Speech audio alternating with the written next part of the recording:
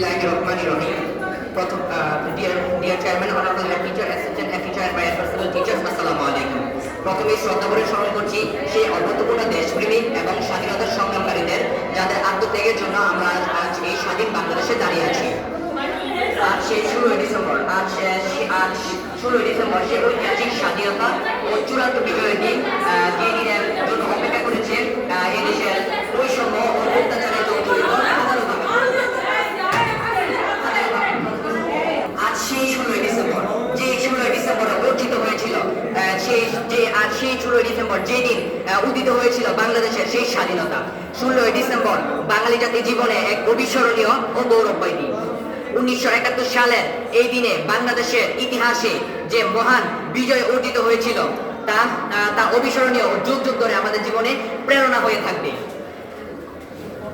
1971 সালের এই দিনটি বাঙালি জাতির জীবনে এক অবিস্মরণীয় দিন।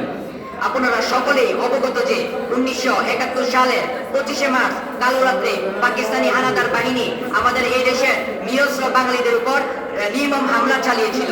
সেই রাতে এই দেশের হাজারো মানুষ নির্মম হত্যাকাণ্ডের শিকার হয়েছিল। এরপর দিন সকালে যে নির্মম হত্যাকাণ্ডের দৃশ্য চারিদিকে দেখা গিয়েছিল তা ছিল পুরো পৃথিবীর জাতি ও মানুষের জন্য একটি হৃদয় বিদারক দৃশ্য, যেটা ছিল স্পষ্টতই আন্তর্জাতিক আইনের লঙ্ঘন।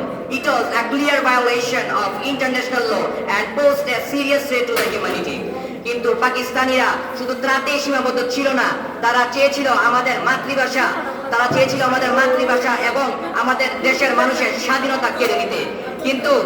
কিন্তু এই দেশের সাহসী মানুষেরা তা উপলব্ধি করেছিল যে পাকিস্তানিদের এই বৈষম্য ও অত্যাচার থেকে রক্ষা পেতে আমাদের অবশ্যই পাকিস্তানিদের বিরুদ্ধে একটি শক্ত প্রতিরোধ গড়ে তুলতে হবে। তখনকার সেই সময় আলোচিত বেশ কয়েকজন নেতা, একজন ছিলেন স্বাধীনতার ঘোষক, যার সাহসী বক্তব্য এবং নেতৃত্বের মাধ্যমে তিনি প্রমাণ করেছিলেন আমাদের দেশ ছোট হতে পারে, আমাদের দেশ অর্থনৈতিকভাবে দুর্বল হতে পারে, কিন্তু আমাদের এই জাতি কখনো ভীতু নয়, আমাদের এই জাতি কখনোই দেশের সাথে বিশ্বাসঘাতকতা করতে পারে না।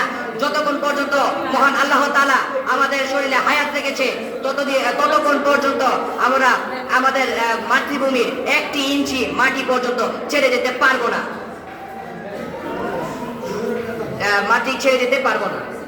কারণ এই আদর্শ আমরা পেয়ে থাকি 16 ডিসেম্বরের থেকে। শুধু 16 ডিসেম্বর নয়, বাঙালি জাতির জীবনে এত উৎসব রয়েছে, এত দিবস রয়েছে যা পৃথিবীর আর কোনো জাতির কাছে নেই। তার মধ্যে অন্যতম হলো 16 December. 16 December is more popular than any other day in the life of Bengali nation.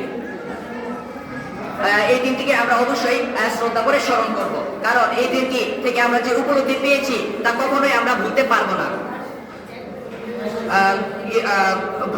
না এবং এই দেশের সাহসী মানুষেরা কখনোই পাকিস্তানিদের কাছে আত্মসমর্পণ কিংবা আমাদের দেশে তাদের দখলদারিত্ব করার কখনোই প্রশ্ন আসে না। সেজন্য তারা ঝাঁপিয়ে পড়েছিল সে রক্তময়ী যুদ্ধে এবং ছিনিয়ে এনেছিল আমাদের সেই ঐতিহ্যবাহী লাল সবুজ পতাকা। কিন্তু এখন প্রশ্ন হলো, আমরা কি দায়িত্বশীল? আমরা যদি অন্যায় দেখে চুপ করে থাকি, আমরা যদি দেশটাকে ভালোবাসার কথা বলে শুধু দেশের স্লোগানে আটকে থাকি, তাহলে কি আমাদের স্বাধীনতা রক্ষা হবে? কখনোই না। Is our freedom is safe? No, never. If we want freedom, be brave, because freedom is never for the faint-hearted. স্বাধীনতা কোনো অলসদের জন্য নয়, স্বাধীনতা কোনো সন্ত্রাসীদের জন্য নয়, স্বাধীনতা হচ্ছে সেই সাহসী বীর বাঙালি জাতির জন্য। 1971 সালে সংগঠিত হওয়া 16 ডিসেম্বর পর্যন্ত সেই দীর্ঘ রক্তক্ষয়ী যুদ্ধের মধ্যে সেই হাজারো মায়েরা অশ্রু ভরা চোখে তাদের সন্তানদের শেষ বিদায় দিয়েছিল এবং এই দেশের মাটি প্রমাণ করেছিল কিভাবে রক্তের মাধ্যমে একটি ইতিহাস লিখতে হয়। তখন এই দেশের স্বাধীনতাকামী মানুষেরা খুব ভালোভাবেই এটা উপলব্ধি করেছিল যে এই পরাধীনতার মধ্যে বেঁচে থাকার চেয়ে যুদ্ধের ময়দানে শহীদ হয়ে যাওয়া অনেক ভালো। তখন তখন আমাদের সেই সাহসী মুক্তিযোদ্ধারা পুরো পৃথিবীর সামনে পরিষ্কার করে প্রমাণ করেছে যে আমরা বীর বাঙালি জাতি, আমরা কোনো বিদেশি শক্তির কাছে কখনোই আত্মসমর্পণ করি না। দরকার হলে আমরা আমরা দেশের জন্য শহীদ হবো, তবুও আমরা দেশ ত্যাগ করবো না। বাঁচতে হলে বাঁচার মতো বাঁচবো, দরকার হলে একদিন সিংহের মতো বাঁচবো, তবুও ভেজা বেড়ালের মতো সেই বাঁচতে আমরা পারবো না। The freedom fighters of Bengal proved that, proved to the world that we are one of the boldest nation in this whole world. We'll never surrender any foreign power. We have right to live with that honor. If we need it, we live. If we need it, we live. We live like lions, even for one day. But we'll never live. Under the characterless person. I mean under the characterless prime minister. Under the characterless prime minister. And occasion of 26 December, I made Assalamu alaikum.